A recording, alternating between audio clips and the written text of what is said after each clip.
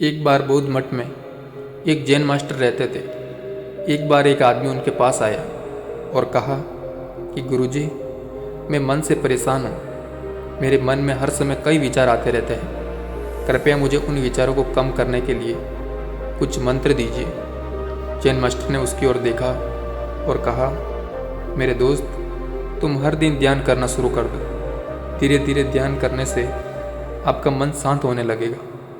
लेकिन उस आदमी ने कहा कि श्रीमान, कृपया मुझे ध्यान करने के लिए मत कहिए। मैं ध्यान नहीं कर सकता, क्योंकि जब मैं ध्यान करने की कोशिश करता हूँ तो मेरे दिमाग में और भी विचार आने लगते हैं और ज़्यादातर विचार नकारात्मक होते हैं जो मेरे दिमाग को और बेचैन कर देते हैं। जैन मास्टर ने कहा कि चिंता मत करो पुत्र, यह ध्यान के प्रारंभिक चरण में होता है, लेकिन धीरे धीरे ध्यान का अभ्यास करने से आपका मन शांत होने लगेगा। लेकिन उस आदमी ने कहा कि गुरुजी, ध्यान मेरे बस की बात नहीं है।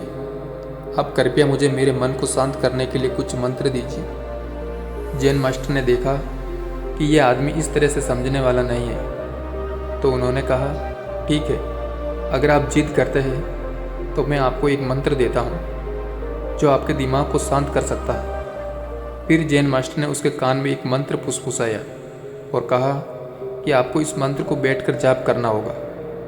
यह सुनकर वह आदमी बहुत खुश हुआ और बोला, धन्यवाद गुरुजी, मैं इस मंत्र का प्रतिदिन जाप अवश्य करूंगा। जैसे ही वह जाने के लिए वापस मुड़ने वाला था, जैन मास्टर ने कहा, लेकिन एक बात याद रखें कि इस मंत्र का जाप करते समय बंदर के बारे में ना सोचें, अन्यथा मंत्र अप्रभावित हो जाएगा। उस आदमी ने कहा, गुरुजी, मैं बंदर के बारे में क्यों सोचूंगा? मैंने अपने पूरे जीवन में कभी बंदर के बारे में नहीं सोचा। आप इसकी चिंता ना करें।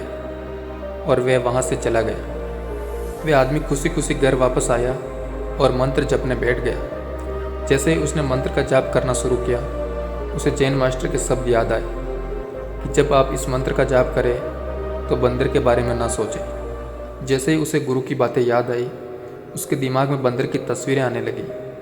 वह बंदर के विचारों को नज़रअंदाज करने की कोशिश करने लगा। लेकिन जितना ही उसने बंदरों को नज़रअंदाज करने की कोशिश की, उतने ही उसके दिमाग में बंदर आने लगे और कुछ समय बाद उसका दिमाग बंदरों से भर गया। उस आदमी ने सोचा कि जैन मास्टर ने मुझे यह निर्देश क्यों दिया? अगर वे जानते थे कि बंदर एक मुसीबत है तो उन्हें उसका उल्लेख नहीं करना चाहिए था। मेरे दिमाग में और कोई जानवर नहीं आ रहा है और बंदर नहीं जा रहे हैं। वह आदमी परेशान हो गया। उसने स्नान किया, नए कपड़े बदले और फिर से एक कमरे में मंत्र जाप करने के लिए बैठ गया। जैसे ही उसने अपनी आंखें बंद की, उसे बंदर दिखा। वह जहाँ भी देखता, वे उसके चारों तरफ होते।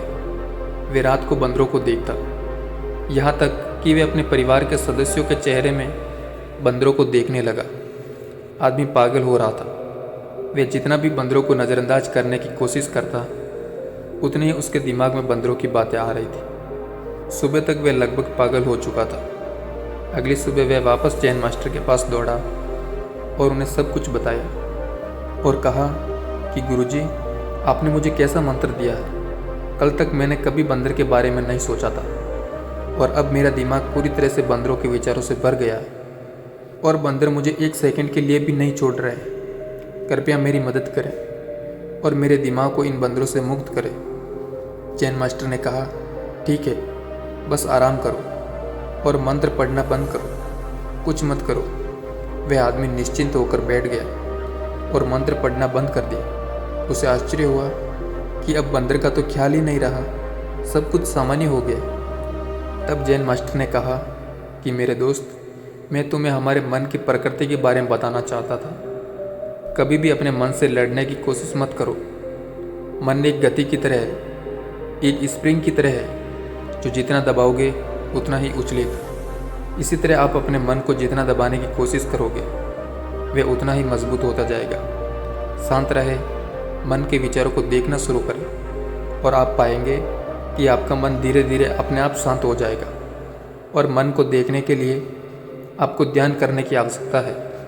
अगर हम अपने जीवन में देखें तो पाएंगे कि हमारा मन एक बंदर की तरह है जो हर समय बेमतलब इधर उधर उछलता रहता है। यदि आप इस बंदर मन को बलपूर्वक रोकना चाहते हैं तो आप ऐसा नहीं कर पाएंगे। जैसे जितना अधिक आप इस स्प्रिंग को दबाने की कोशिश करोगे उतना ही वह उछलेगा। इसी प्रकार आप जितना अपने मन के विचारों को रोकने की कोशिश करोगे वे विचार उतने ही अधिक बढ़ते जाएंगे। विशेषज्ञ कहते हैं कि एक इंसान का दिमाग एक दिन में 36,000 से 80,000 के बीच विचार पैदा करता है। अगर आप इन विचारों को ज़बरदस्ती रोकने की कोशिश करेंगे तो आप इन्हें नहीं रोक पाएंगे। इसके बजाय इसे रोकने का हर प्रयास इसे ऊर्जा देता है। जब आप किसी चीज़ से बचना शुरू करते हैं तो आप उस पर बहुत अधिक ध्यान देने लगते हैं।